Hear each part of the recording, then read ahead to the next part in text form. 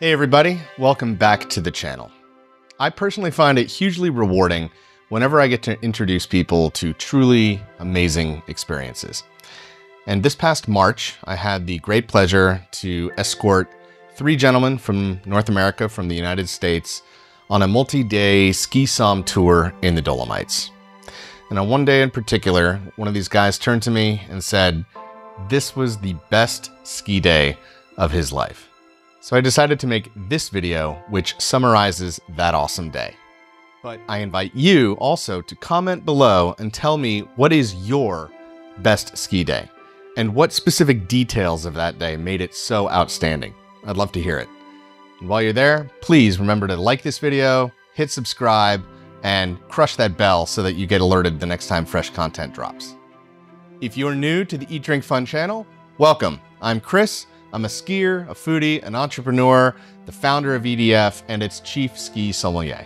I created Eat Drink Fun to enhance your joy of amazing food, beverages, hospitality, and helping you live your best life. Now, back to the topic.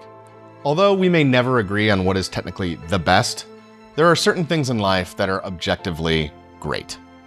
It's like when you taste a flagship bottle of wine from a top producer. You may have tasted Cabernet your entire life, but then you have that bottle of Chateau Latour or Sassicaia or Opus One, and you realize this is next level. Well, that's kind of like the Dolomites. So in the next few minutes, we're gonna travel from Corvara in Badia to Cortina d'Ampezzo and back, and we're gonna hit the biggest highlights on the way. So without further ado, let's go.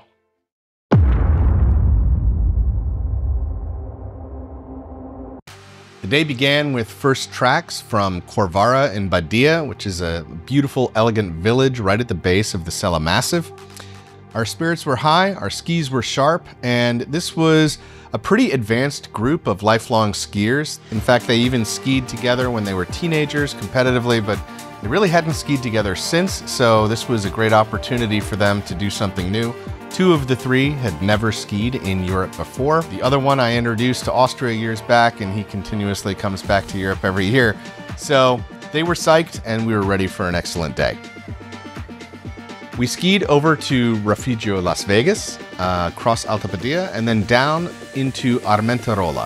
And from Armentarola, you catch a taxi, about €5 per head. It's about a 15-minute drive up the mountain to Lagazuoi. Once we got to Lagazuoi, you could theoretically take the Lagazuoi gondola up and ski back down, but to save time, we walked across the street, the parking lot, clipped in, and took a nice, easy trail down the Falzarego Valley, which connects us to the Skyline Cortina gondola that takes us directly over to Cortina.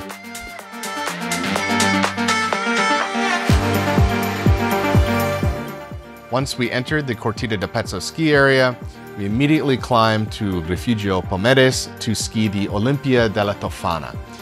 These black and red runs have been part of the Women's World Cup series since the 1990s, and it features the iconic Schuss, which is the steepest section between 2 gigantic walls of rocky outcroppings.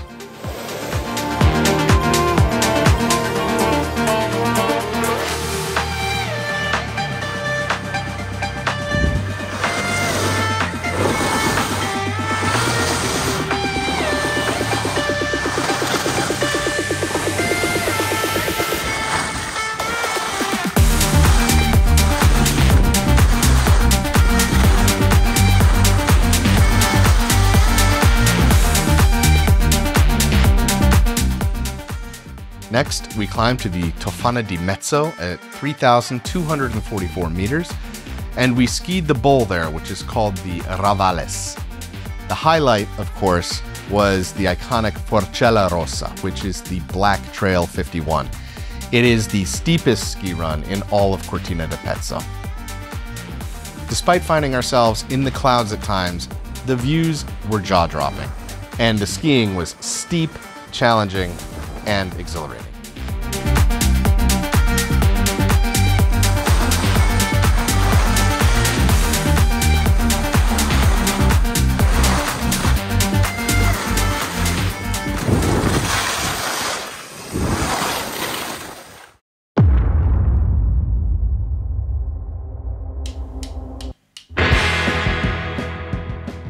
So after a solid adrenaline rush in Cortina d'Ampezzo, we decided to start making our way back towards Alta Badia.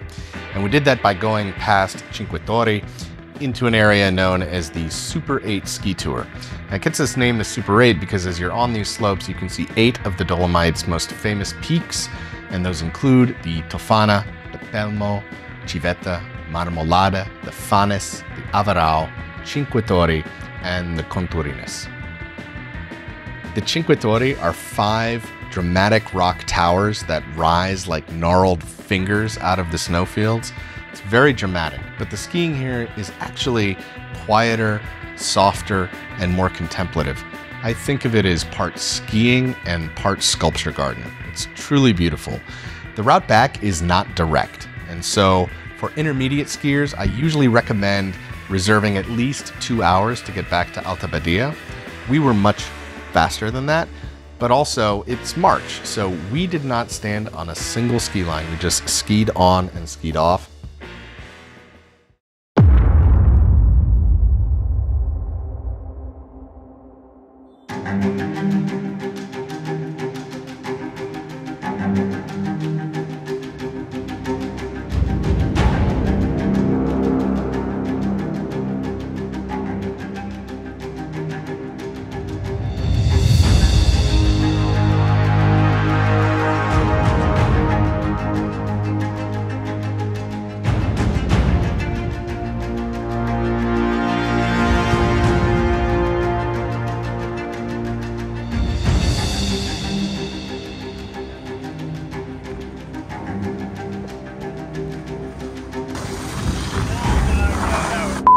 Is this not one of the most absurd views you've ever had skiing? Generally, I love skiing in March.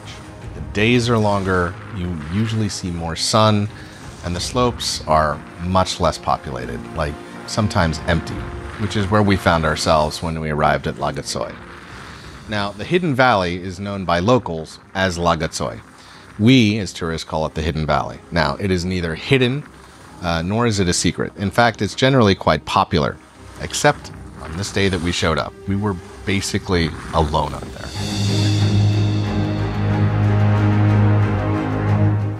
It was absolutely surreal skiing this 7.5-mile descent through untouched wilderness and towering cliffs without basically any interference. People call it the Hidden Valley because of its dramatic layout. It's surrounded on what seems to be all sides by straight vertical walls that look like El Capitan.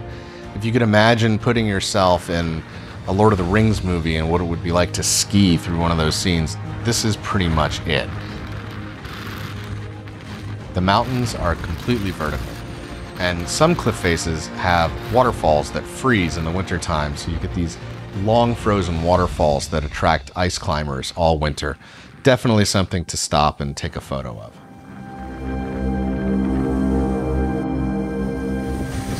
Our hut.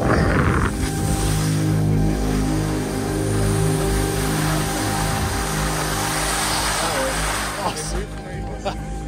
That was incredible.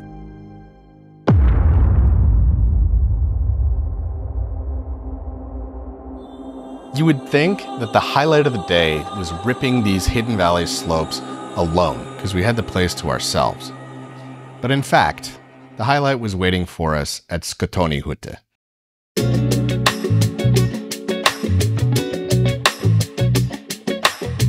Refugio Scotoni is known for its grill and the meat that gets fired on it. We ordered a 2.3 kilogram Fiorentina steak. That is 5.2 pounds of cow. It was massive. It's the biggest steak that I've ever had. But we were 5 people. My wife was able to walk up with our dog, Riesling. So, quick note, if you have guests who don't ski but they want to meet you on the mountain for an epic lunch, think about using Scotoni Hütte as a place to meet up. Can be a little bit steep, might take a little time, but it is accessible on foot. Now that enormous Fiorentina steak took 45 minutes to grill, but we had no fear because we ordered a beautiful magnum bottle of local Südtirol Alto Adige red wine. It was a Lagrein Reserva from 2017. This is a great steak wine. Lagrein's signature aromas include sour cherries, black plums, and sweet tobacco. It has nice high acidity and velvety tannins, which make it a really perfect complement for the fat and savory flavors of the steak, the polenta, the herb-crusted potatoes, and the grilled vegetables. For dessert, we could not resist. We had to get the Kaiserschmarrn and the local Apfelstrudel. Südtirol Alto Adige is one of the largest producers of apples in all of Europe, and the Apfelstrudel, whenever you're in the Alps, is amazing.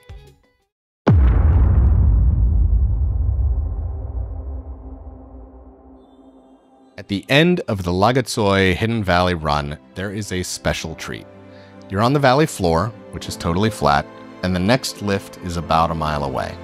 Now you could take a taxi, or you could take the classier, more traditional approach, which is a horse tow.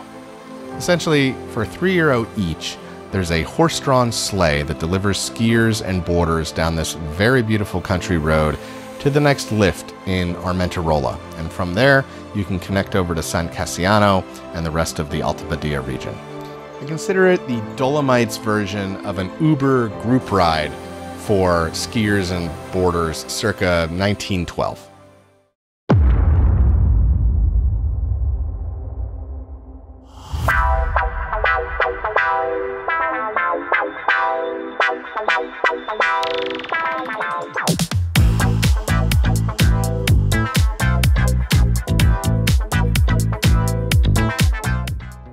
We returned to Alta Badia and made an immediate beeline to Club Moritzino, which is perched above the village of La Villa at 2,100 meters. It's also the warming house for the famous Gran Risa World Cup race, which is on the slopes right below it. Anyway, Club Moritzino is the beating heart of après-ski in not only Alta Badia, but really the Dolomites generally. It always has a live DJ, it always has tons of bottles of sparkling wine to savor, and of course, obligatory dancing to thumping club bangers, with a decidedly and understandably classy Italian flair. We indulged in a beautiful bottle of DOCG Valdobbiadene Prosecco from Cantina Fasol Menin. Fasol Menin is a family-run wine business, and the owners love Alta Badia. They're also very kind and generous people. So if you ever have a chance, their Prosecco is one of the finest that you will ever taste. It is a perfect celebration wine.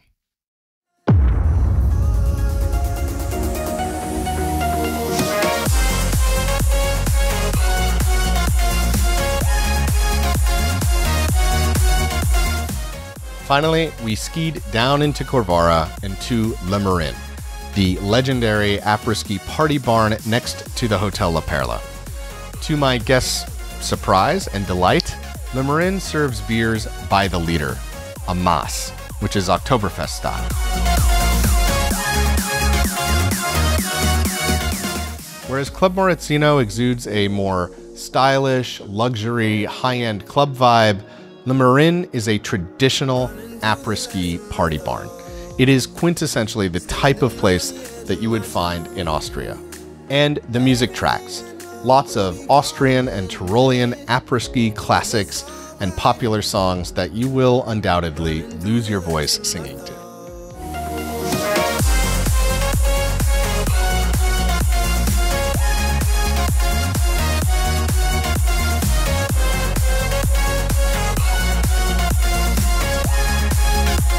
I will conclude by stating that this is actually just like many other days in the Dolomites.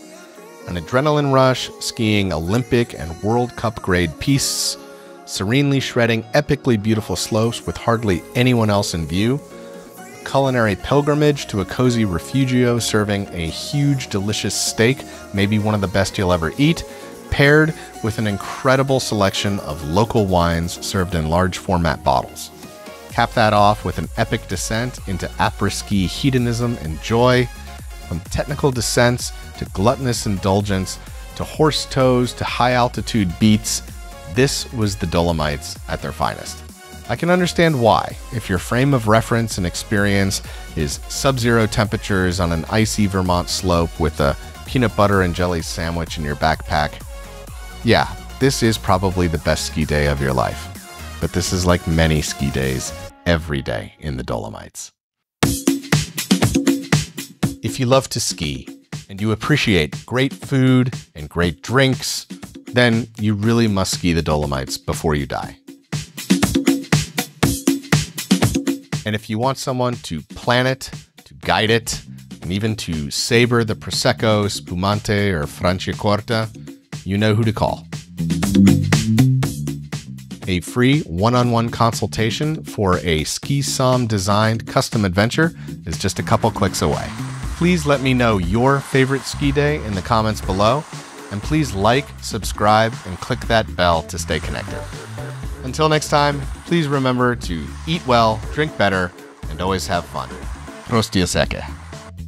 It's around 4 o'clock. Lifts are open for another hour. God, it is so busy. This is like post-apocalypse. Oh, wait.